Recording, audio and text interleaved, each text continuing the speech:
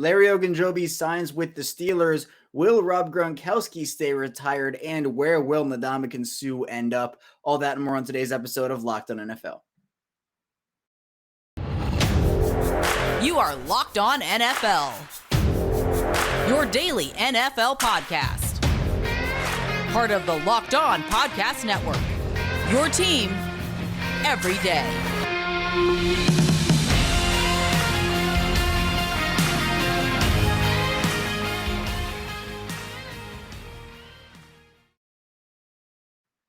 Welcome into another episode of the Locked on NFL podcast, part of the Locked on Podcast Network, your team every day. It's Monday, so that means you have me, Kevin Ostreicher, the host of Locked on Ravens. And thank you for making Locked on NFL your first listen of the day. And be sure to follow us anywhere you get your podcast. We're free and available on all platforms, including on YouTube. And today's episode of Locked on NFL is brought to you by Bet Online. Bet Online, as you covered this season with more props, odds, and lines than ever before. Bet Online, where the game starts. And we're back. We have a ton of content to dive into today. I know it's kind of the lull period before training camp starts, but that doesn't mean NFL action isn't happening through signings, rumors, and whatever it may be. So in the first segment, we'll be talking with Chris Carter of Locked on Steelers about the signing of Larry Ogunjobi, a really good signing there. We're going to talk to him about what that means for Pittsburgh's defense.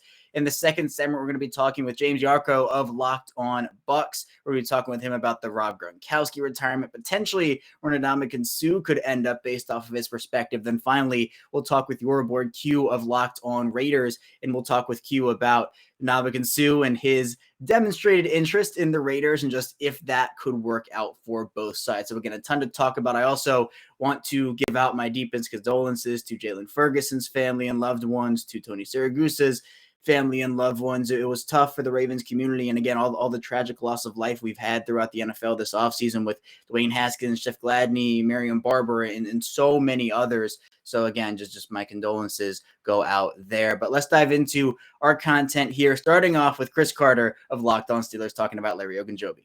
All right, joining me here now, the host of Locked on Steelers, Chris Carter, to talk about Larry Ogunjobi. Chris, I know we talked a couple weeks ago about the Stephon Tuitt retirement and just how important it was for the Steelers to get somebody else on that defensive line with the depth they already had. They get Larry Ogunjobi, a solid veteran here, very good pass rusher. How you doing? I'm doing great, Kevin. It's been interesting. It seems like I've been on here every week with you because either Tuitt retires or they sign Minka to an extension or they sign Larry Ogunjobi. The Steelers have been very busy over the past month, not just with training camp and mini camp and OTAs, but the signing of Ogunjobi is one. I thought that they would add to the defensive line at some point. I wasn't sure if they do it before training camp, but it makes a lot of sense. You know, I said all along I think the Steelers legitimately believed that Stephon Tuitt was coming back. You could hear it in Cam Hayward's voice both before and after his retirement that he thought that Stephon Tuitt was coming back, and they needed a presence. They needed another guy who could be on the starting rotation.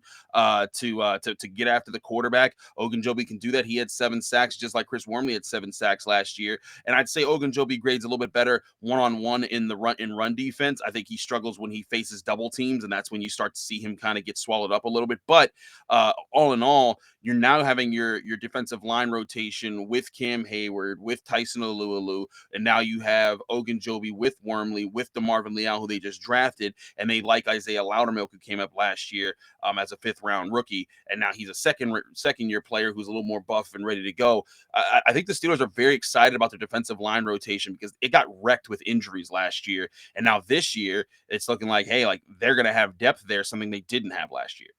Yeah, it clearly looks like they identified that they got hit with injuries there. They wanted to stack that depth up, and now they have it. So if they have to go through a couple injuries there this season, I think they are better positioned to sustain those injuries as opposed to last season. But Chris, this was a 1-year deal, up to $8 million with incentives. Yeah. I mean, overall, a pretty solid deal for both sides with the Steelers and with Ogunjobi. I know that the Chicago deal fell through with him, so maybe he wasn't looking at as much money there. Obviously, the big Chicago deal was about 3 years, $40 million. But how do you like this deal for Pittsburgh and for Ogunjobi?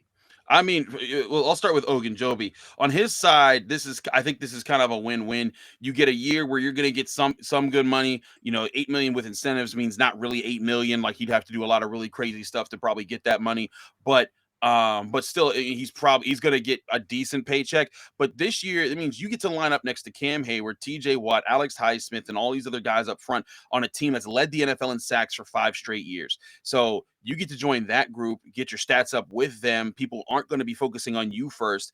This is an opportunity to show the NFL, hey, I'm still that guy. And then next year, either get paid by Pittsburgh to stay or get a big payday like you thought you were about to get last year, as long as you're healthy. So for Ogunjobi, I think this is still a win after the unfortunate, failing his physical with Chicago. But for the Steelers, this is also a win because Omar Khan, this is like his first big major free agent bring in since he took over the job from Kevin Colbert. And I think a lot of people are happy with this because this brings in a defensive lineman with experience, young enough but not too young to get in there and contribute as a starter, guy who gets after the quarterback, which they want to do, and a guy that's going to help in the run defense, which they desperately need. So all in all, I thought this was a win for both sides. The Steelers, they needed another defensive line presence. They also needed a guy who wasn't going to crush their salary cap. And if you look at those numbers, they're even if all those incentives were reached, you're talking about them still having what 15 6, anywhere between 15 or 17 million dollars left in salary cap space. So the Steelers can still go and sign someone else. There's talk about extending Chris Boswell very soon. So there's a lot of things they can still do, but this was a need they needed to get, and they got it for a good vet for a good price. Yeah, you mentioned the need. Chris, was this your best case scenario? Once Stephon Tuitt retired, you look at the guys who are available in free agency. You have maybe a couple trade options too. But was this one of the best case scenarios you looked at when Stephon Tuitt retired and said, this is what you would want for the Steelers in this situation?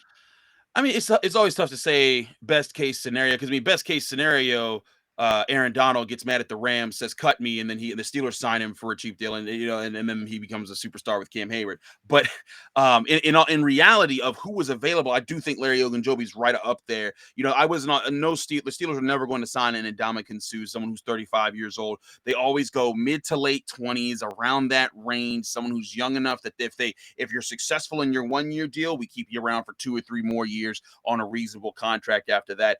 So I mean, I do think this was the best that you could expect. I was interested to see if they'd be willing to try a trade. I had been talking about on my show that the Washington Commanders, they just got another first round defensive line, or they're just addressing the defensive lineman in the earlier rounds of their draft this year, and they're on the final year of the contract of Daron Payne. So I was like, maybe the Steelers could say, hey, here's Mason Rudolph if you don't like your quarterback, and here's a draft pick, and we'll take Daron Payne off your hands, and then you have a 25-year-old guy who's a former 13th overall pick that you could bring in. So there were all sorts of scenarios we were juggling around here in Pittsburgh of what could have worked. But as far as this goes, for the price that they paid, I think that this is as good as you could have hoped for. And I still envision the Steelers going in the early rounds in one of the next 2 years to go get another defensive lineman who's a first round pick.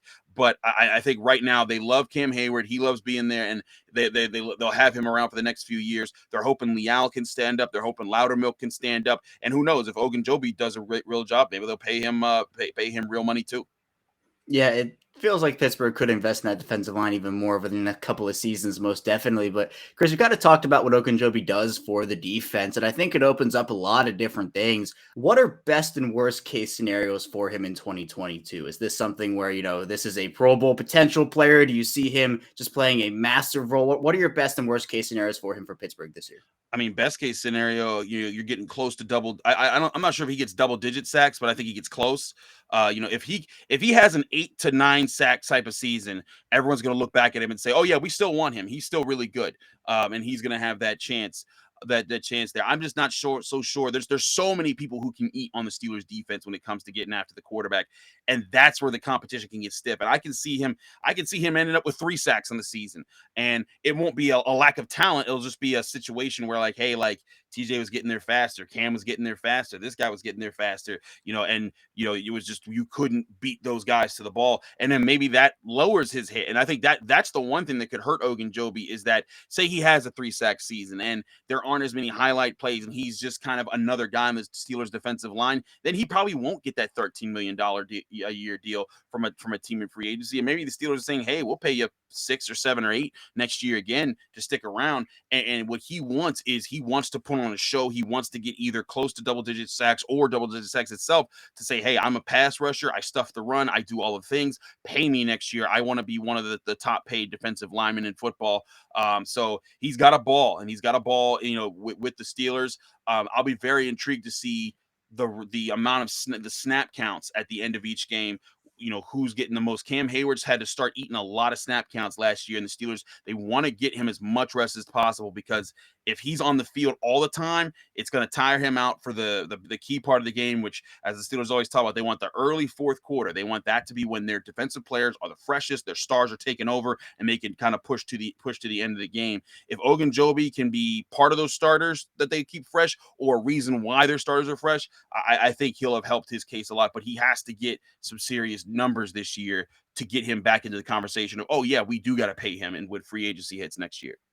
Yeah, and part of the huge thing with those veteran defensive linemen, I know you have Cam Hayward in Pittsburgh, even like Calais Campbell in Baltimore, for example, now Akeem Hicks with Tampa Bay, is having as much depth as possible to have it be, come December, come January, come potentially February. You're looking at guys who are much more fresh because they were able to rest in the earlier months. And I think Ogunjobi can provide that for Pittsburgh. And plus the other depth they have, the depth that we talked about, Chris, with Pittsburgh picking up all those guys, bringing back some quality playmakers as well in the defensive line. Ogunjobi, I feel like, is set up for some success in Pittsburgh, playing next to guys like TJ Watt and Cam Hayward, as we talked about. I think it's an A-plus signing for Pittsburgh. I think he'll be able to perform really, really well there, because I appreciate you coming on. Thanks for hopping on. Thanks.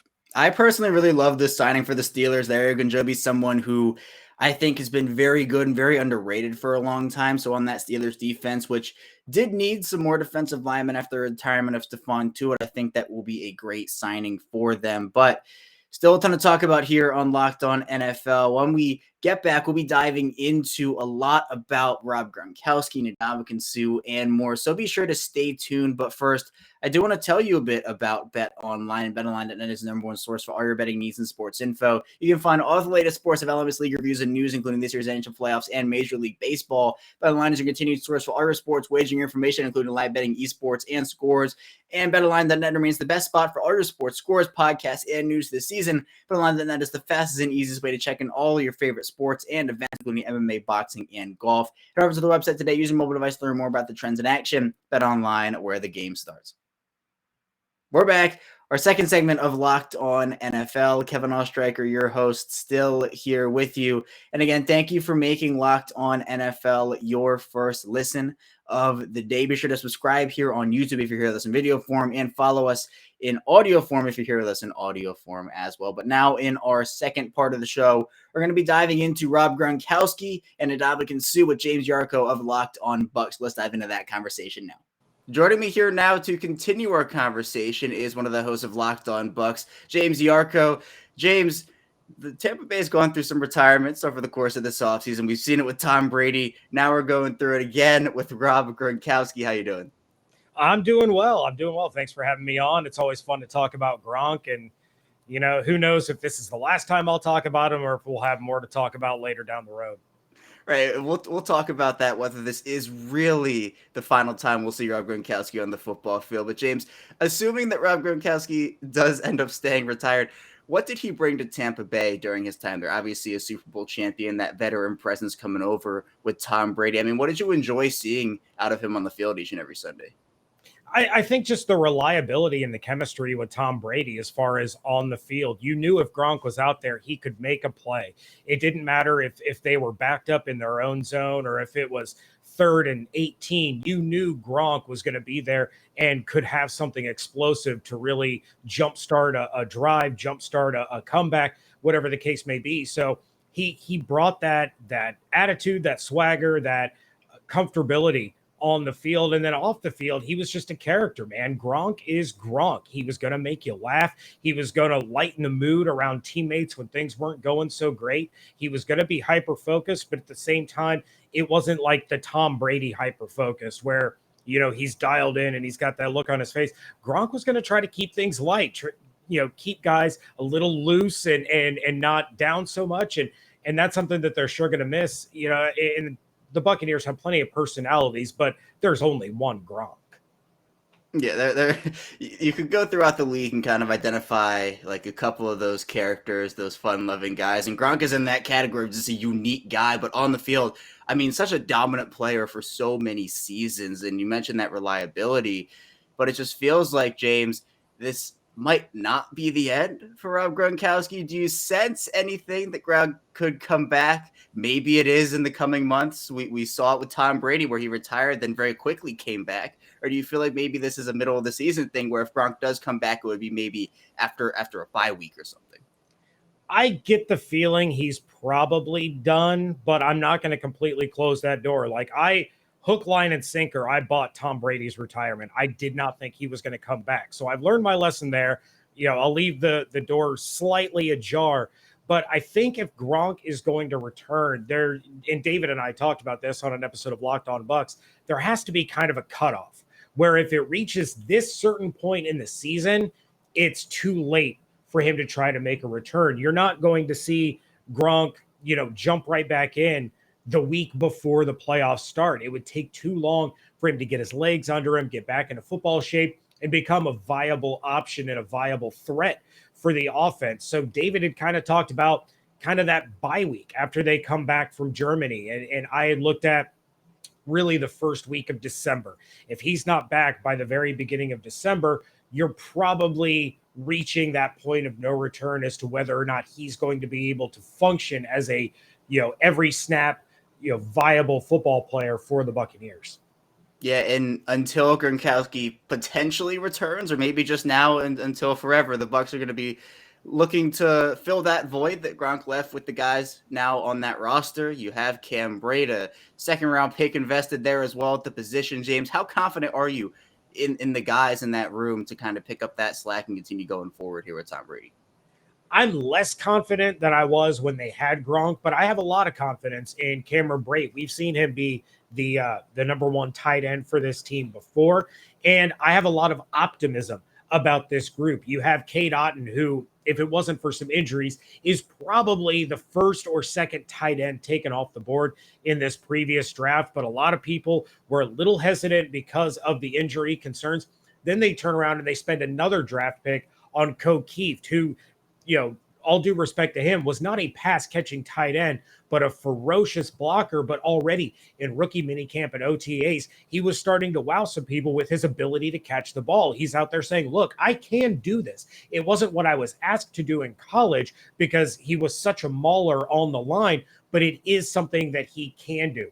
So I'm confident in Cam Brate to kind of lead that charge, especially early in the season. But Cade Otton is a phenomenal athlete. And if he can start to develop some of that chemistry with Brady that, will really take shape during training camp, I think Otton can be an absolute force in this offense and may end up being the number one rookie tight end in the 2022 season.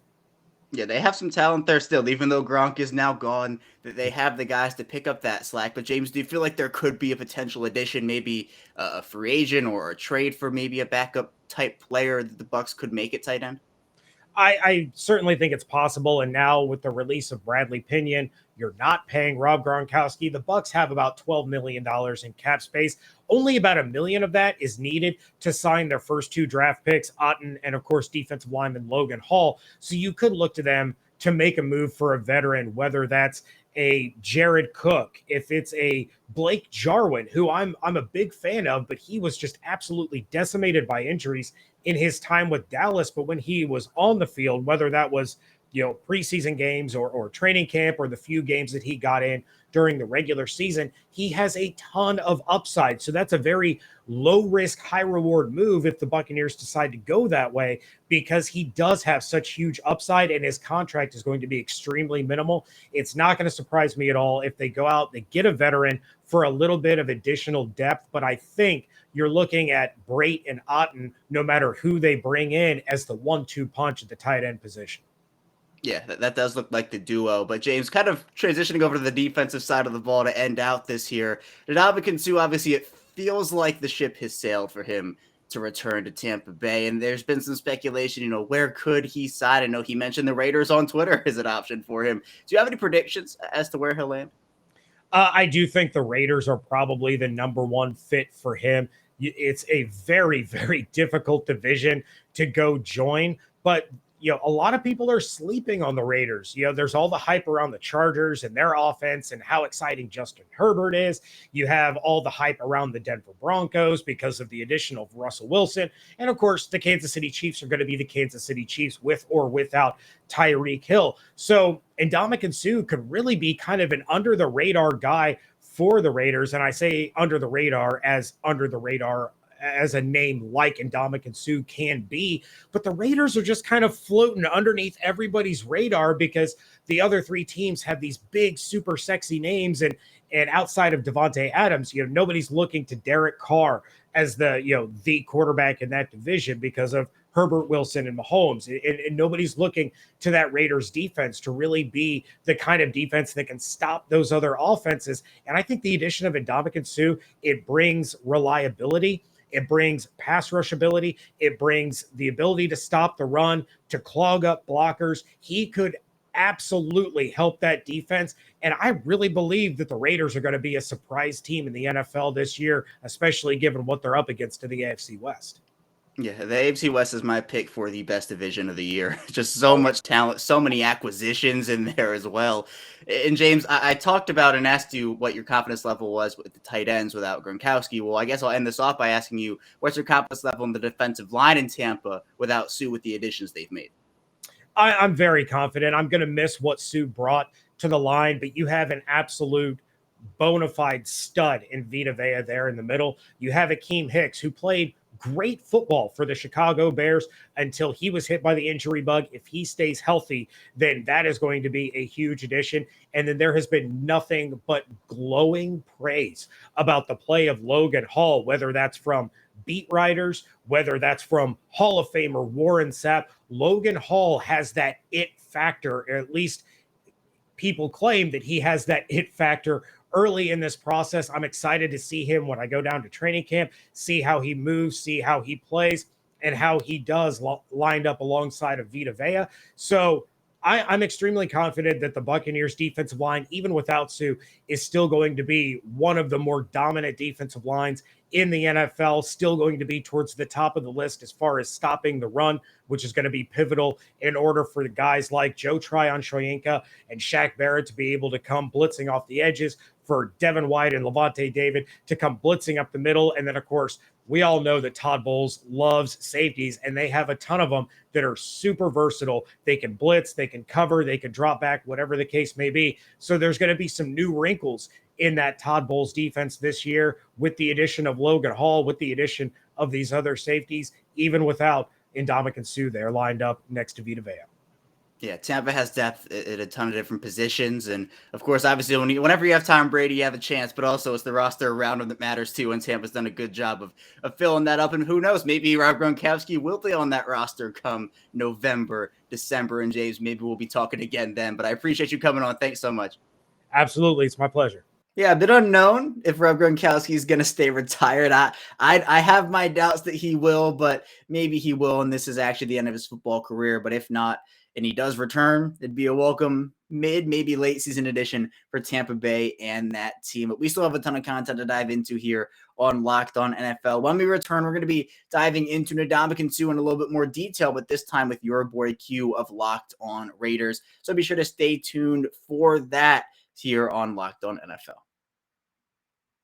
We're back. Our final segment of Locked On NFL. Kevin Ostreicher, your host, still here with you again. Thank you for making Locked On NFL your first listen of the day. Again, be sure to subscribe here on YouTube and follow us in audio format as well. But now let's talk with your boy Q of Locked On Raiders about Ndamukong Suh and that Raiders defense, and if Suh would potentially be a good fit on that team.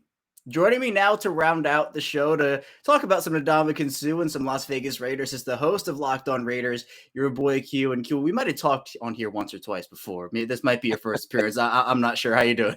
I'm good, man. Yeah, we got a relationship going now, right? I mean, we're talking all the time, and that's cool, man. It's been a fun off season, lots of storylines, and so lots of good conversation going on. Oh yeah, absolutely. And the one today, Q, it's about Ndamukong Suh. Now, Suh, pretty unlikely he returns to Tampa at this point. The Bucs signing Akeem Hicks, and now that pushes Suh out the door pretty much. And I think he demonstrated just a little bit of interest on Twitter when he talked about the Las Vegas Raiders. He said the Raiders seem fun. Right. And it begs the conversation of just where he would fit, assuming he would be signed. We don't really know what the situation is at this point. But when you saw that tweet, Q, what was going through your mind? Was this something you expected to see? Well, I'll tell you, when I saw the tweet, when I saw him on ESPN, I heard what he had to say about the Raiders. I thought, oh, here you go. Now the firestorm is going to come, because now all the Raider Nation sees that name, because he's a huge name, obviously, one of the best to ever do it at that position, And so everyone's all, lathered up wanting Suh to be a Raider now. And so I don't know if that's a possibility. I don't know if it's going to happen. I think there's actually more interest on his part than there is on the Raiders' part right now, at least as we speak, in the end of June. But it would be interesting. He's a hell of a player still. He's better.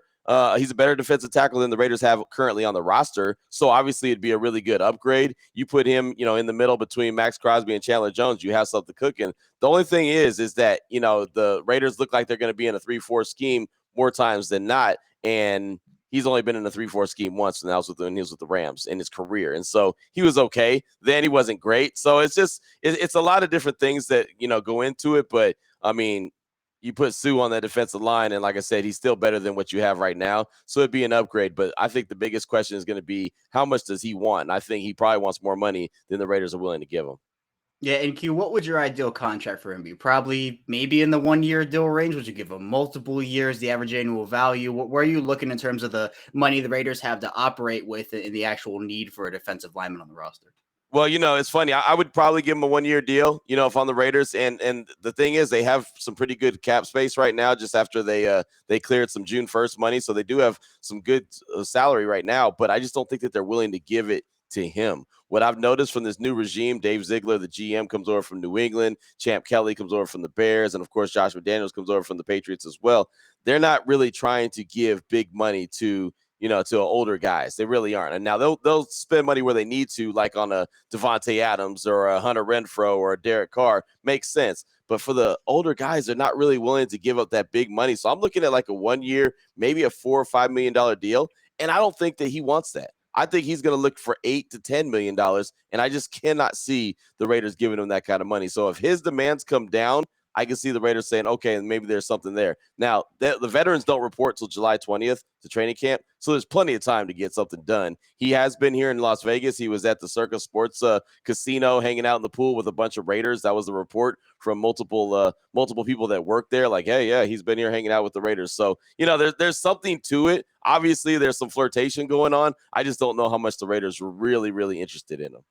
Right. It'd be an investment at $8 to $10 million. You'd really have to want him and really have to believe that he'd fit in at that money. But, again, if the price comes down, yeah, I could see that working and happening. But Q, the fit for him based off of the players on the roster, would it be a good one if the Raiders did end up signing him? Oh, for sure. For sure. I think, again, like I mentioned, he's only played in a 3-4 once in his career, but he's still Ndamukong Suh, right? He's still a really good football player. At the end of the day, you let football players go out there on the field and do what they do. He's only missed 2 games in his career. He had 6 sacks a year ago. So if you can get some interior pressure and then you have a guy like Max Crosby and Chandler Jones screaming in off the edges, you're in a pretty good position. So, yeah, I think he would be a good fit. I think he would help bolster that defensive line. I think he'd bring that toughness. And also he'd, help those guys in the locker room, just have that veteran presence that's been there, done that. So, yeah, I think he would be a good fit. He's talked about wanting to be a Raider in the past. And so I don't know how much that means. I don't know if that means anything. But, yeah, I definitely think he'd be an upgrade. Again, I just think that it boils down to how much money he wants and how much they're willing to give. And I don't think that they're willing to give a lot. Yeah, and where do you rank the defensive line need for the Raiders in terms of what they actually need? Is this like a top priority? They should bring in somebody, or is it more on the lower end of their needs? No, I think that defensive tackle is definitely an area of concern. I think when it comes to the Raiders, it's offensive line, interior of the defensive line, and then the cornerback situation is also something to kind of be concerned about. But, yeah, it's definitely up there, because, again, they do have Crosby. They do have Jones. That's great. The edge rushers are great, but the interior is a little soft, right? They have guys. They have a lot of guys, like 7 guys that they went out and signed on a 1-year deal to try to bolster that defensive tackle position. Patrick Graham and company wants guys that are about 300 pounds that can stop the run, guys that can get to the quarterback, as opposed to what they had last year in Gus Bradley, where they were slimmer guys, thinner guys that were just going to shoot the gap and try to get to the quarterback. He wants guys that can stop the run. Well, that's what Suh can do. So there is definitely a concern and a need there at that D tackle position. I just don't know if they're willing to spend the money for him at his age, to bolster it up. They might just say, hey, you know what? We got 7 guys. We went and drafted 2 young dudes. We're going to go ahead and roll with them as opposed to giving an older guy that kind of money. Yeah, and what's your belief level in the group that they have right now? Is it something where you think it is absolutely necessary that they add a veteran, whether it is Suh or somebody else, or do you think, yeah, they can run with those guys, see what they have, and then go from there? I think that they should add somebody. I really do. There's a couple different scenarios that could be had. They could maybe make a trade for somebody, a young guy. I've seen a guy like Deron Payne's name floated out there. He could be available from Washington. He's only 25. I would love for them to go and trade for a guy like him because he's really going to bring a lot of juice to that position, and he's a young dude. So if the Raiders were to give him some pretty good coin, that wouldn't be a problem because you feel like, okay, you're investing, like you mentioned, you're investing in the future as well as the present. But if they're going to go the route of just having the guys that they have right now, then they probably do need to look outside the organization and say, okay, let's bring in 1 more guy, 2 more guys to compete in camp and see who's the guys that fit. So again, like Suh would be great. He would be fantastic. I just feel like at this age, his asking price is going to be more than the Raiders are willing to pay. Yeah, and I know investing in that position, I think would do the Raiders really well. And I know, Q, when talking about this defense, there is excitement. I mean, the addition of Chandler Jones has been great. Rocky Ya-Sin also in that trade with Yannick Ngakoue. What's your excitement level for the defense as a whole, assuming they don't add anybody else? I mean, all these pieces coming in, it looks like there's some promise there. It does. It's so funny, man. I'm excited about the defense, but then at the same time, I feel like, that could be the Achilles heel of the team, right? Because I feel like I look at the other side of the ball, the offensive side, and I think that, man, there's a lot to like about what they've done offensively. Can the defense slow down the Chiefs? Can the defense slow down the Chargers? Can the defense slow down the Broncos? That's going to be the biggest question. They took a step in the right direction last year under Gus Bradley. Their defense has usually been atrocious, but last year it was good. It was good enough to keep them in games and help them win games at the end. So I think that it has to be at least that good. I know that they could do it, but now it's a new scheme. So I want to see how Patrick Graham is going to go ahead and execute it, what his expectations are for the defense. So it's like an excitement level, but it's also a curious to see level. I just kind of want to see how it all looks. And that's why I think that the more competition you bring in, if you bring in a guy like Suh, it just adds to what they have already. And again, I think that they have some quality pieces to really get excited about defensively. I just need to see it all come together now. Right. And I know if you add a player like Suh, I think it increases the ceiling of that defense by a decent bit. But how much, Q? How much would an addition like a Suh or even another defensive tackle increase the ceiling of this defense for this year? Well, if you just look at Suh, and I mean, he's averaging about 5 to 6 sacks a season. I mean, I think that's a big bolster right there. I think the Raiders only had, maybe 25, 30 sacks last season. So, and really didn't have too much from the interior. So I just think having that ability to get pressure on the interior of the defensive line would be huge. When you look at the quarterbacks that you're facing every week in the division, you got Patrick Mahomes, Russell Wilson, and Justin Herbert. I mean, that's murderer's row. So if you can disrupt those guys and make them uncomfortable, you have an opportunity to win games. And again, I think Max Crosby's continuing to get better. That's what's exciting about him. And Chandler Jones is a pro's pro. I mean, 107.5, I think, career sacks. I mean, it doesn't get too much better than that. So he's going to bring what I feel like, at least double-digit sacks. I think Max Crosby will hit double digits. If you can have a guy like Suh or somebody from that interior be kind of nasty and be able to stop the run, but at the same time give that pressure, that's a good thing. So I mean, that's it would be nice. It would be a nice addition to the Raiders defense to have. I just don't know if it's going to be a desire that they have and go out there and spend that money that he's looking for. Right. Well, the Raiders definitely stacked up this offseason, regardless of if they do end up bringing in Suh or not. And again, my pick, Q, the AFC West is my pick for the best division in football this year. Just so much talent added across the board. It'll be a tough one. But again, I do think the Raiders have positioned themselves to be competitive in that division. And I'm excited to see how it all pans out. Q, thanks so much for joining me here. Hey, no problem, man. Anytime. It's so funny, man. We're talking all the time now. It's like every week we're talking. So there's something going on. So we're getting close to training camp. So it's always good to catch up with you, my man. Yeah, of course. And hey, who knows? Maybe next week the Raiders will do something. We'll be talking again. I don't know. And if that's the case, I always enjoy chopping it up with you, Q. Thanks so much. For sure. Appreciate you. I think that Suh would be a very good addition for the Raiders, and maybe not in that $10 million range, but as Q talked about, maybe a 1-year deal, 4, 5, 6, even maybe $7 million. I think he'd be a veteran in that room, someone who would, I think, again, make that ceiling of the defense higher in a division, that AFC West, which is going to be very, very, very tough. Again, my pick for the best division in football in 2022. But that's all that I have for you here today on Locked On NFL. Thank you so much for tuning in. When we get back here tomorrow, I'll be diving into more NFL content with your Tuesday host. So be sure to stay tuned for that, and we will see you right back here tomorrow.